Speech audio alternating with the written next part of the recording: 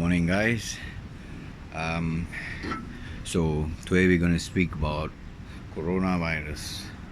Now, what coronavirus has taught us is,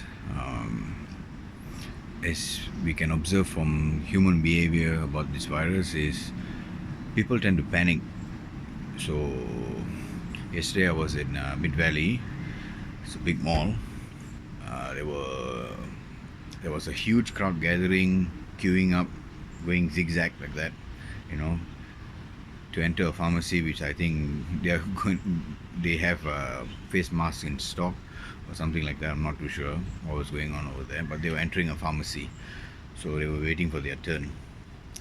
So what this shows is also that human beings panic. Number one, number two, they have a total lack of understanding of how their own immune system works, and hence they panic. They go around buying masks and yeah. And another thing that we can observe from this is also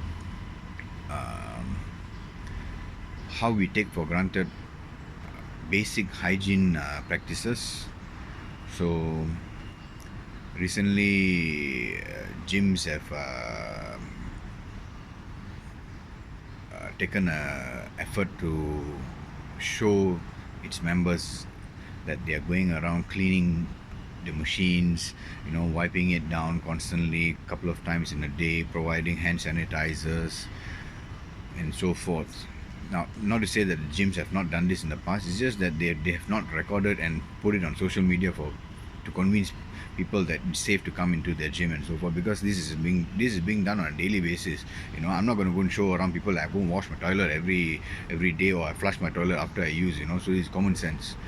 So what that also says is what how human beings as a whole has taken granted their immune system.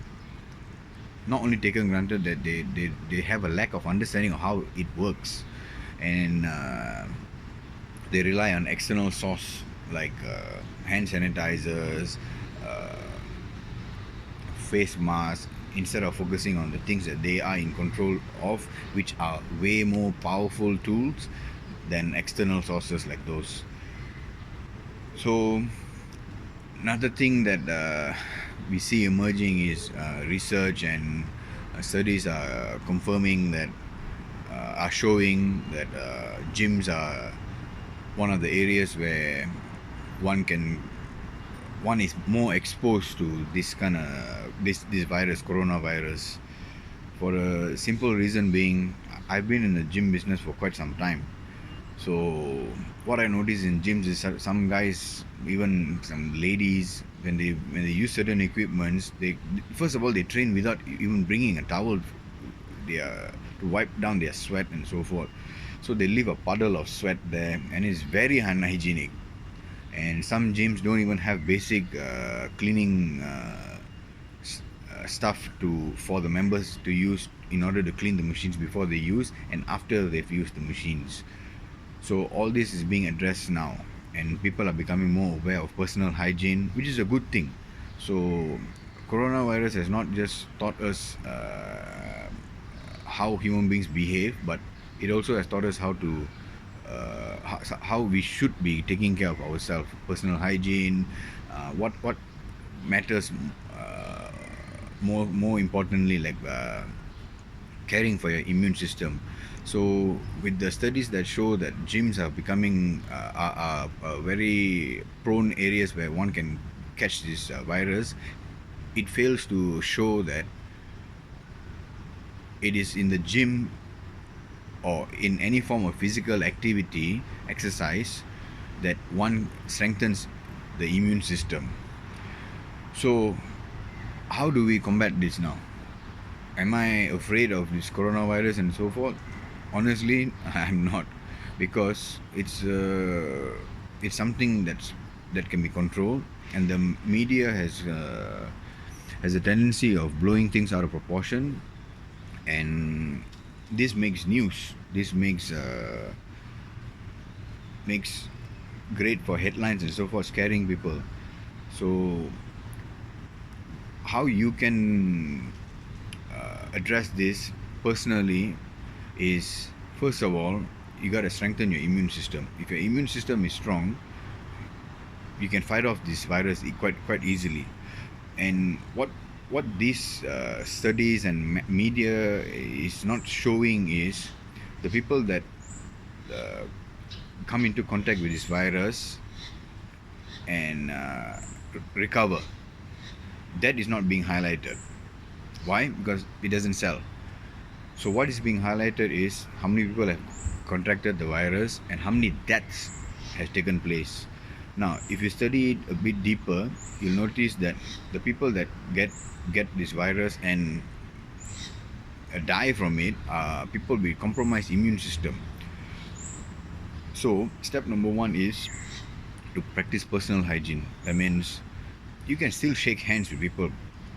You know, you can still shake hands. You can still go about your daily things, daily activities. It's just that limit the contact with the face. I have a tendency of touching my face and quite often without realizing, it's like scratching and that kind of thing, But ensure that your hands is always clean. That means wash it with soap. Hand sanitizers are a second best option, but the first best option is constantly washing your hands with soap. It has been proven that it is far more effective. Personal hygiene. Second is practicing, what do you call this, immune boosting methods in terms of nutrition, in terms of physical activity, exercise.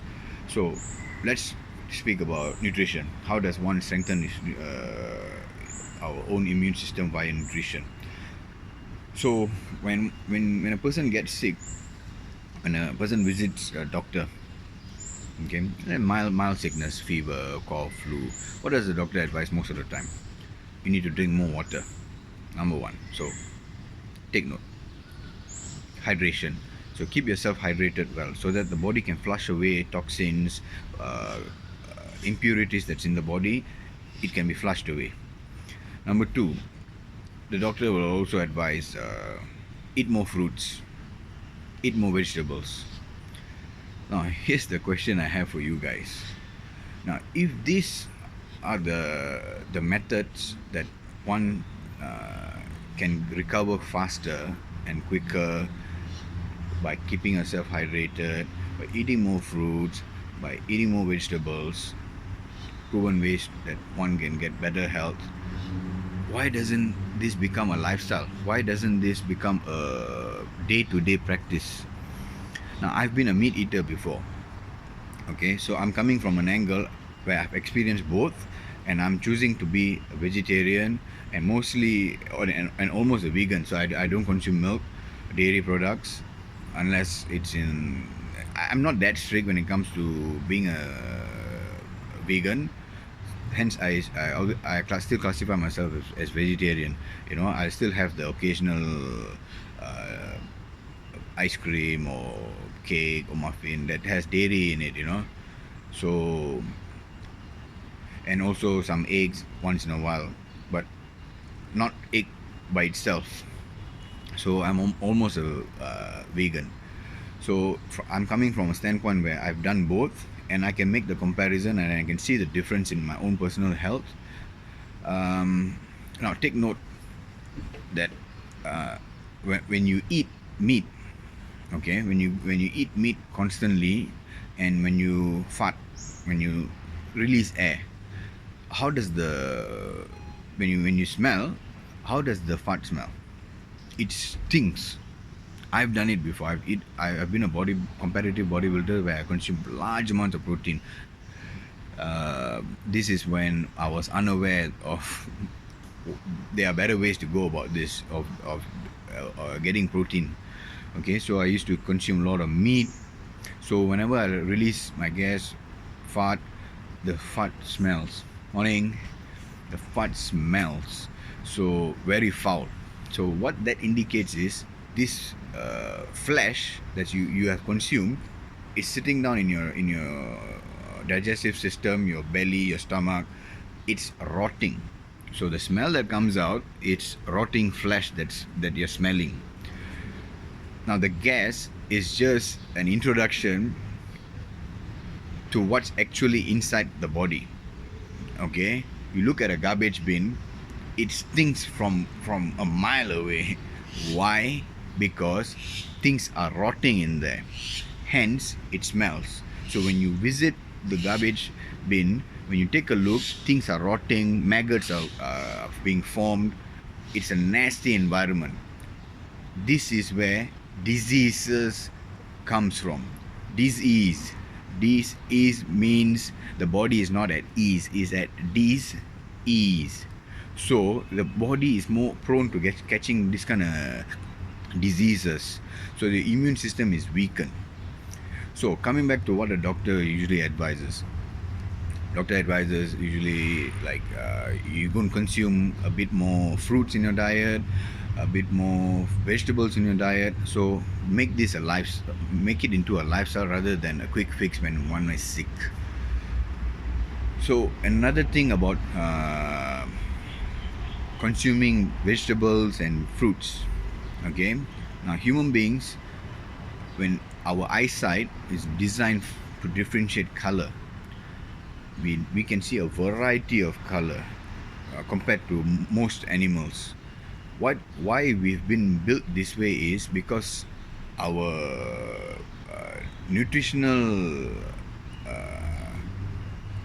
choices depends on our ability to see various colors in fruits, in vegetables.